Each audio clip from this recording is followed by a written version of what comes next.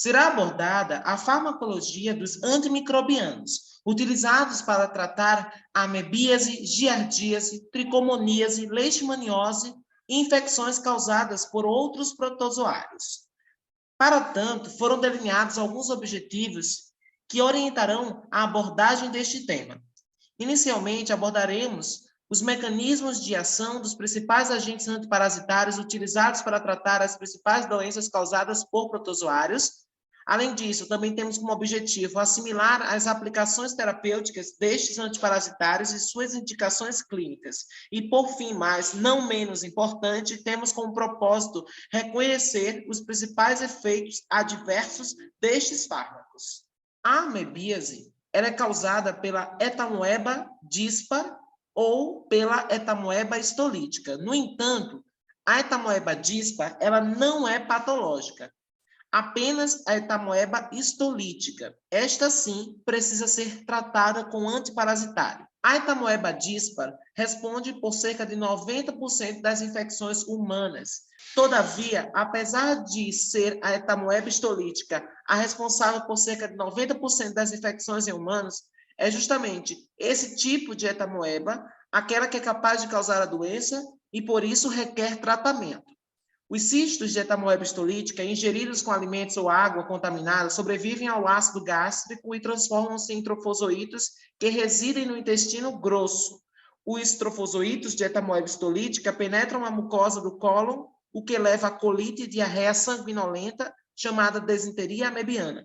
Em uma menor parte dos pacientes, os trofozoítos de Etamoeba histolítica conseguem ainda atravessar a mucosa do cólon, alcançar a circulação portal e deslocam-se até o fígado, onde estabelecem um abscesso hepático amebiano. O composto principal utilizado no tratamento antiparasitário contra a amebíase é o composto nitroimidazólico, o metronidazol ou seus análogos tinidazol, ornidazol e secnidazol, que são os medicamentos preferenciais para o tratamento de todas as infecções teciduais causadas pela Etamoeba histolítica, quais sejam a colite amebiana, o abscesso hepático amebiano ou qualquer outra forma extraintestinal de amebíase. O metronidazol e seus análogos erradicam os trofozoítos intestinais e extraintestinais, mas não os cistos de Etamoeba histolítica. O metronidazol, assim como os demais nitroimidazólicos, tem a propriedade citotóxica de interagir com o DNA, inibindo a síntese de ácido nucleico, causando assim a morte da célula dos trofozoítos. A giardíase é uma infecção parasitária causada pelo protozoário Giardia intestinalis. A infecção pela giardia resulta da ingestão da forma cística do parasito. A transmissão entre seres humanos infectados ocorre por via fecal-oral. A infecção por giardia pode resultar em diarreia aguda ou crônica. O processo patológico depende do número de parasitos que colonizam o intestino delgado. As manifestações clínicas mais frequentes é a síndrome diarreica, caracterizada por evolução crônica contínua, acompanhada por cólicas abdominais, com diarreia tipo aquosa, explosivas, com fezes de aspecto pastoso, abundantes, fétidas, com distensão abdominal e flatulências. A síndrome diarreica crônica é acompanhada de sinais de má absorção, caracterizado como esteatorreia e perda ponderal. Suas principais complicações estão associadas à má absorção de gordura e nutrientes, como vitaminas lipossolúveis do tipo A, D, E e vitamina K, além da vitamina B12 e do ferro. Apesar dos sintomas serem bem característicos, o diagnóstico da giardíase é realizado por meio de identificação de cistos ou trofozoítos em espécimes fecais. O tratamento antiparasitário para a giardíase é feito com metronidazol. No entanto, uma dose única de tinidazol também pode ser utilizada no tratamento das giardíase. Além disso, pode-se utilizar também o secnidazol em dose única. A tricomoníase é causada pelo Trichomonas vaginalis, que é um protozoário que habita o trato geniturinário do homem e da mulher, onde produz a infecção. No entanto, não sobrevive fora do sistema urogenital. Esse é um dos principais patógenos do trato urogenital, cuja transmissão ocorre através da relação sexual não protegida. Comumente, o homem é o vetor da doença, com a ejaculação dos tricomonas presentes na mucosa da uretra. Estes são levados à vagina pelo sêmen, A tricomoníase acarreta, por sua vez, o risco aumentado de parto prematuro e demais complicações associadas ao recém-nascido, como o baixo peso até a morte neonatal. Além disso, essa parasitose está relacionada com o risco de infertilidade quase 2 vezes maior em mulheres com história de tricomoníase por repetição e risco aumentado de transmissão do HIV, devido à maior quantidade de leucócitos tipos T, CD4 infiltrados, que são as células-alvo do HIV. Os sinais e sintomas da tricomoníase no trato urogenital humano diferem entre homens e mulheres. Nas mulheres, o quadro clínico varia desde assintomático até o estado agudo. A tricomoníase nas mulheres provoca uma vaginite que se caracteriza por corrimento vaginal fluido abundante de cor amarela esverdeada, bolhoso, de odor fétido no período pós-menstrual, acompanhado de prurido e irritação vulvovaginal. No homem, a infecção é comumente assintomática. Às vezes, pode se apresentar como uma uretrite, com fluxo purulento e sensação de prurido na uretra. Para o diagnóstico, há um componente clínico com base na apresentação sintomatológica, no entanto, poderia ser confundido com outras infecções, logo, a investigação laboratorial é essencial. Nas mulheres, o exame ginecológico de rotina, com auxílio da microscopia, é suficiente para o diagnóstico e identificação dos parasitas. O tratamento medicamentoso da tricomoníase é feito preferencialmente com metronidazol. Uma dose única de 2 gramas é eficaz. O tinidazol pode ser interessante em caso de resistência ao metronidazol. A toxoplasmose é uma zoonose frequente em felinos. O gato e outros felinos são os hospedeiros definitivos ou completos e o ser humano, o hospedeiro intermediário. As formas infectantes que o parasita apresenta durante o ciclo biológico são taxoítos, bradizoítos e esporozoítos, que estão dentro dos oocistos. Então, os taxoítos correspondem à forma livre, proliferativa, a forma que é encontrada na fase aguda da infecção. Os bradizoítos, por sua vez, é a forma encontrada em diversos tecidos, como músculo estriado esquelético, cardíaco, tecido nervoso e retina, está presente durante a fase crônica da infecção. Os oocistos, como havia dito, dentro dos quais há esporozoítos, corresponde à forma de resistência presente no meio ambiente, eliminados nas fezes dos felinos hospedeiros. A transmissão do Toxoplasma gondii ocorre por 3 principais vias: ingestão de oocistos presentes em alimentos e águas contaminadas, jardins, caixa de areia, latas de lixo ou disseminadas por moscas e demais insetos. A ingestão de cistos encontrados em carne crua ou mal cozida, especialmente do porco ou carne de carneiro, ou de forma congênita, transplacentária. O risco de infecção vertical aumenta no último trimestre da gestação. As gestantes que apresentam sorologia positiva antes da gravidez com IgG positivo estão curadas e têm menos chance de infectar seus bebês em comparação àquelas que se infectam durante a gestação. A infecção em humanos imunocompetentes é autolimitada e o tratamento é raramente necessário. Contudo, o risco é clinicamente maior em indivíduos imunocomprometidos, com risco de desenvolver encefalite toxoplasmótica pela reativação dos cistos teciduais depositados lá no sistema nervoso central, bem como há um potencial risco de malformações fetais na toxoplasmose congênita. No primeiro trimestre de gestação, há um maior risco de aborto. No segundo trimestre de gestação, ainda há risco de aborto ou nascimento prematuro. Por fim, no terceiro trimestre de gestação, a criança pode nascer sem alterações ou apresentar lesões causadas pelo toxoplasma. Os achados fetais na ultrassonografia incluem hidrocefalia, calcificações encefálicas e hepáticas, hepatosplenomegalia e ascite. A tríade clássica da infecção congênita no neonato são corioretinite com aspecto de foco em roseta, hidrocefalia e calcificações intracranianas bem disseminadas. O diagnóstico é feito com testes sorológicos, com pesquisa de anticorpos do tipo IgM, indicando a infecção em fase aguda, isto é, recente, enquanto a presença de IgG positivo indica a infecção passada, ou seja, a fase crônica da doença. O diagnóstico é feito com testes sorológicos, com pesquisa de anticorpos do tipo IgM, indicando infecção em fase aguda, isto é, recente, enquanto a presença de IgG positivo indica infecção passada, ou seja, a fase crônica da doença. E quanto ao tratamento medicamentoso da toxoplasmose?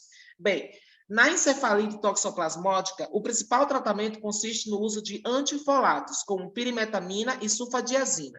Para entender o mecanismo de ação, é preciso lembrar que o ácido fólico é indispensável à síntese do material genético. O mecanismo de ação desses fármacos consiste na inibição da dihidrofolato redutase, inibindo assim a redução do ácido fólico em ácido folínico, que implica na redução da síntese de ácidos nucleicos, como o RNA e o DNA, e a sulfadiazina, por sua vez, atua antagonizando de forma competitiva, de modo a inibir a conversão do PABA, o ácido para-aminobenzoico, em ácido fólico, ao inibir a dihipropteroato sintetase. Em casos de toxicidade ou reações alérgicas relacionadas ao uso da sulfadiazina, pode-se substituí-la por clindamicina, que atua inibindo a biossíntese proteica, ligando-se à subunidade 50S do ribossomo do toxoplasma. Os efeitos adversos desses fármacos incluem reações alérgicas e pancitopenia, porque afeta as células que mais estão em divisão celular na medula óssea. Para minimizar a pancitopenia e a aplasia medular, por interferência da divisão celular na medula óssea, associamos o ácido folínico à sulfadiazina e à pirimetamina durante o tratamento. Lembrando que o ácido folínico é a forma ativa do ácido fólico. Em gestantes, a espiramicina é o fármaco de escolha no tratamento do toxoplasma agudo adquirido na gestação, com a finalidade de prevenir a transmissão congênita para o feto. A espiramicina é um antibiótico macrolídeo, que se liga à subunidade 50S do ribossomo do patógeno, impedindo a síntese proteica dependente de RNA. Na presença de infecção fetal confirmada, com a pesquisa do micro-organismo no líquido amniótico, mediante a identificação do DNA do Toxoplasma gondii por PCR, deve-se instituir o tratamento tríplice materno com a pirimetamina, sulfadiazina e ácido folínico, e dar sequência ao tratamento no recém-nascido durante o período pós-natal. A criptosporidiose é uma doença causada pelo Cryptosporidium parvo, recentemente denominado de Cryptosporidium hominis, um protozoário patogênico com maior frequência nas infecções humanas, que se desenvolve principalmente nas microvilosidades das células do epitélio do trato gastrointestinal. A infecção humana ocorre por meio da ingestão de alimentos contaminados ou inalação de oocitos ou pela autoinfecção. Em indivíduos imunocompetentes, a doença se caracteriza por diarreia aquosa, dor abdominal, náuseas, flatulências, dor de cabeça, enfim. Trata-se de um quadro autolimitado. Em crianças, os sintomas são mais graves e podem ser acompanhados de vômitos e desidratação. Em indivíduos imunocomprometidos, os sintomas são crônicos. A duração é de vários meses de diarreia aquosa, refratária a qualquer medicação antimicrobiana e acentuada a perda de peso, má absorção, com mortalidade elevada, principalmente em indivíduos com síndrome da imunodeficiência adquirida. O diagnóstico da criptosporidiose é feito pela demonstração nas fezes de oocistos, mas comumente com métodos de concentração ou, embora menos acessível, pode-se utilizar métodos especiais de coloração. E qual seria basicamente o tratamento da criptosporidiose? Bem, o tratamento é essencialmente sintomático. Em indivíduos imunocompetentes, geralmente ocorre cura espontânea. A nitazoxanida já demonstrou atividade no tratamento da criptosporidiose em crianças e adultos imunocompetentes. Atualmente, a nitazoxanida é o único fármaco aprovado para o tratamento da criptosporidiose. A nitazoxanida é um profármaco que foi aprovado para o tratamento da Giardia lamblia e da criptosporidiose, para combater o Cryptosporidium parvo. Rapidamente, a nitazoxanida ela é absorvida e convertida em tizoxanida, que é o metabólito ativo do fármaco. O mecanismo de ação antiparasitário da nitazoxanida se deve ao fato de seu metabólito ativo, a tizoxanida, inibir a ligação do piruvato ao cofator pirofosfato de tiamina. Dessa forma, haverá inibição da via da piruvato ferredoxina oxirredutase, que é uma enzima essencial no metabolismo anaeróbico de protozoários e algumas espécies bacterianas. A nitazoxanida é um agente antiparasitário oral de amplo espectro. Esse fármaco tem atividade contra cepas de protozoários resistentes ao metronidazol e é bem tolerado. Muitos outros parasitos são suscetíveis à nitazoxanida, tais como a Zoospora belli, Cyclospora cayetanensis, Trichuris trichiura, Etamoeba histolítica, Ascaris lubricoide, Enterobius vermicularis, Acinilostoma duodenalis, Strongyloides estercoralis, e diversas tênias e contra algumas bactérias como a Clostridium e Helicobacter pylori. Sabe-se que a nitazoxanida também possui alguma atividade antiviral. A trypanosomiase, conhecida como a doença do sono, é causada pelo Trypanosoma brucei, transmitido pelas moscas hematófagas T7C do gênero Glossinia. Essa doença está mais restrita à África subsaariana. Em seres humanos, essa infecção é fatal se não tratada. O parasito é extracelular e se replica na corrente sanguínea ou na linfa sem envolvimento do sistema nervoso central. Os sintomas incluem febre, linfadenopatia, esplenomegalia e, ocasionalmente, miocardite, resultantes da disseminação sistêmica dos parasitos. Há dois tipos de Trypanosoma brucei, o gambiense e o rhodosiense. O Trypanosoma brucei rhodosiense causa uma forma progressiva e rapidamente fatal da doença com envolvimento do sistema nervoso central e insuficiência cardíaca terminal. Os sintomas neurológicos incluem confusão mental, má coordenação e um conjunto de sinais psiquiátricos, como desorganização do sono, com progressão para coma e morte. Para o tratamento, há 4 fármacos utilizados. Por exemplo, o tratamento inicial é feito com a pentamida, para o Trypanosoma brucei gambiense, e o suramina, para o Trypanosoma brucei rhodesiense, ambos administrados por via parenteral. A fase em que há acometimento do sistema nervoso central é tratada com melarsoprol, porém é altamente tóxico e pode causar encefalopatia fatal em até 10% dos pacientes. A eflornitina é uma alternativa ao tratamento do estágio tardio da doença.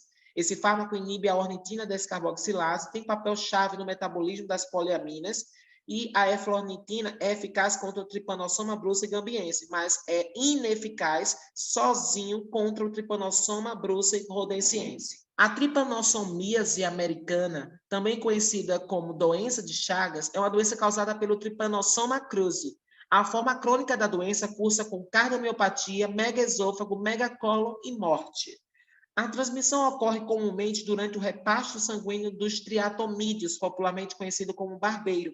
Estes artrópodes hematófagos liberam a forma tripomastigota metacíclico em suas fezes ou urina durante esse hematofagismo. Por uma solução de continuidade da pele ou da mucosa, no local da picada, os tripomastigotos metacíclicos conseguem penetrar e alcançar a corrente sanguínea. No entanto, há outras formas de transmissão, por exemplo, por transfusão sanguínea, hoje em dia é raro, por transmissão congênita, acidentes de laboratório, transmissão oral devido à trituração dos triatomídeos, os artrópodes contaminados, junto ao açaí ou ao caldo de cana, por exemplo. Os tripomastigotas metacíclicos que penetram o hospedeiro se proliferam em amastigotas, especialmente dentro dos macrófagos. Os amastigotas, por sua vez, evoluem para tripomastigotas e voltam para a corrente sanguínea, reiniciando o ciclo. O tratamento da doença de Chagas, ou trypanosomiase americana, é feito utilizando um fármaco da classe do nitroimidazol, que é o chamado benznidazol ou benzonidazol. Os efeitos tóxicos desse fármaco são reversíveis, incluem exantema, neuropatia periférica, sintomas gastrointestinais e mielossupressão. Esse fármaco ele tem o efeito tripanocida e se deve justamente ao fato de esse fármaco ser ativado por uma nitroredutase mitocondrial, levando à geração intracelular de radicais de nitritos aniônicos, que são tidos como responsáveis pelo efeito tripanocida. No Brasil, o benzonidazol é a única droga atualmente disponível para o tratamento específico da doença de Chagas. Em outros países, há o nifurtimox, que existe na América Central e pode ser utilizado como alternativa em caso de intolerância ao benzonidazol. A leishmaniose é uma doença infecciosa, crônica, não contagiosa, causada por diferentes espécies de protozoários do gênero Leishmania. Os promastigotas são as formas livres, flageladas, extracelulares, que são regurgitadas pelos flebótomos fêmeas, insetos hematófagos pertencentes ao gênero Lutzomnia, durante a alimentação e penetram no hospedeiro, onde ligam-se aos macrófagos teciduais, pelos quais são fagocitados, e estas formas promastigotas transformam-se em amastigotas, que residem dentro dos fagolisossomos e se multiplicam até que o macrófago se rompe. Então, são liberados mais amastigotas que então propagam a infecção invadindo novos macrófagos. As principais síndromes de leishmaniose humana foram classificadas conforme o crescente envolvimento sistêmico e potencial gravidade clínica. Então, há as formas de leishmaniose cutânea, mucocutânea, cutânea difusa e visceral, também conhecida esta última como Kala-Azar. Geralmente, as formas cutâneas são autolimitadas, ocorrendo a cura de 3 a 18 meses decorridos da infecção, embora possam deixar cicatrizes. As formas mucocutâneas, cutânea difusa e visceral, conhecida como Kala-Azar, não são resolvidas sem tratamento. Na forma cutânea localizada da leishmaniose americana tegumentar, observa-se uma resposta do tipo TH1. Histologicamente, há um processo granulomatoso na base de uma úlcera, que é uma úlcera única, arredondada, com bordas elevadas, bem delimitadas, conhecida como bordas em moldura, e é uma lesão infiltrada e eritematoviolacea com fundo granuloso e indolor. Após a resolução espontânea, o aspecto final é de uma cicatriz atrófica. Na forma cutânea difusa, que é causada pela Leishmania amazonensis, está relacionada com um padrão de resposta TH2. As lesões apresentam-se um padrão tuberoso com várias nodulações infiltrativas de caráter difuso, abrangendo grandes superfícies cutâneas. São lesões não ulceradas. A leishmaniose cutânea difusa está estreitamente associada a uma deficiência imunológica do paciente em que a resposta celular está deprimida. A forma cutânea disseminada, por sua vez, são múltiplas lesões ulceradas ou papulo-ulceradas e algum grau de crosta e ulceração em mais de 2 regiões corporais, e ocorre principalmente em pacientes imunocomprometidos. Já a forma cutânea mucosa, o agente etiológico é a leishmaniose brasiliensis. São lesões destrutivas secundárias envolvendo mucosas e cartilagens. Trata-se de um processo lento de curso crônico e as regiões mais afetadas são nariz, faringe, boca, laringe e palato. Essas lesões destroem, por exemplo, o palato destrói o septo nasal. Essas lesões surgem após a disseminação hematogênica da leishmania. Nesses pacientes, a resposta imune é muito intensa, com grande produção de interferon gama e interleucina 10. Essa resposta imunológica é tão exacerbada que destrói a região centrofacial e dificilmente se encontram parasitas viáveis. O diagnóstico é clínico e é feito com base nas características da lesão associada à anamnese. Pode-se fazer pesquisa de parasito obtido da lesão. Diagnósticos laboratoriais incluem exames parasitológicos, exame direto do raspado da lesão e pode-se fazer cultura para caracterizar a espécie. Os exames imunológicos, como intradermorreação de Montenegro, dirá se há imunidade celular contra a leishmania. No entanto, não serve ao diagnóstico de leishmaniose. O tratamento da leishmaniose de primeira linha é feito com antimoniato de meglumina, conhecido como glucantine.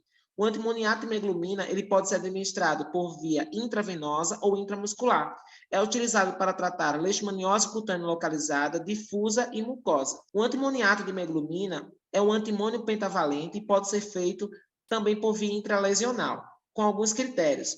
Só pode ser feito por via intralesional desde que seja uma lesão única com até 3 centímetros de diâmetro no seu maior diâmetro em qualquer localização, exceto na cabeça e regiões periarticulares, incluindo a leishmaniose recidiva, cutis e sem imunossupressão. O mecanismo de ação dos antimoniais pentavalentes consiste na inibição da glicólise e da beta-oxidação de ácidos graxos, resultando em depressão e redução da produção de ATP e fragmentação do DNA, induzindo a apoptose dos parasitas. Os efeitos adversos do antimoniato de meglumina incluem alterações cardíacas, prurido, fraqueza, edema, insuficiência renal aguda, náuseas, vômitos, febre, pancreatite, cefaleia, tontura, pirose, epigastralgia e sensação de plenitude gástrica. Algumas contraindicações incluem pacientes com idade inferior a 5 anos, cardiopatas, nefropatas, hepatopatas e indivíduos com doenças de Chagas. O efeito adverso mais grave do uso dos antimoniais pentavalentes é decorrente de sua ação sobre o coração, traduzindo-se por distúrbio de repolarização, inversão e achatamento da onda T e aumento do intervalo QT do eletrocardiograma. O tratamento de segunda linha para a leishmaniose, por sua vez, veremos a seguir, que é com a anfotericina B. Este é um agente altamente eficaz para a leishmaniose visceral e é atualmente o fármaco de escolha para a doença resistente ao antimônio pentavalente. A anfotericina ela destrói o parasito tanto no intracelular quanto no extracelular e atua ligando-se ao ergosterol e alterando no sentido de aumentar a permeabilidade de membrana e alterar o equilíbrio osmótico do parasita e, dessa forma, altera o equilíbrio de íons, conduzindo à morte celular. A anfotericina B é o fármaco de escolha para o tratamento da leishmaniose em gestantes, em pacientes intolerantes ao antimônio ou pacientes contraindicados ao antimônio, por exemplo, devido a qualquer uma das comorbidades já citadas. Os efeitos adversos da anfotericina B incluem febre, cefaleia, tremores, cianose, hipotensão, hipomagnesemia, calafrios, náuseas e vômitos. Há uma importante contraindicação ao uso da anfotericina B em indivíduos com insuficiência renal e com hipersensibilidade, ou seja, alergia à medicação. Além da anfotericina B, temos a pentamidina. O mecanismo de ação da pentamidina consiste em interferir na síntese de poliaminas, que impede a síntese de moléculas importantes para a manutenção da vida do parasita. Interfere na replicação e transcrição em nível mitocondrial e diminuição do potencial de membrana mitocondrial. A pentamidina é a primeira linha no tratamento da leishmaniose guaianensis e no tratamento da leishmaniose cutânea difusa. A pentamidina é contraindicada em casos de gestação, aleitamento, crianças menores de 1 ano de idade, diabetes mellitus, insuficiência renal, insuficiência hepática e em casos de doenças cardíacas. Estas são as referências bibliográficas que foram utilizadas para desenvolver este conteúdo. Todas elas estão à disposição para o posterior aprofundamento deste tema. Gostou do conteúdo? Então deixa aí o seu gostei, se inscreve no canal e aperte o sininho para conferir todos os conteúdos que são postados aqui no canal. Além disso, segue lá o Instagram, Farmacologia HD, para conferir os mais diversos conteúdos de grande relevância à farmacologia básica e clínica. É isso aí, até a próxima, muito obrigado e excelentes estudos!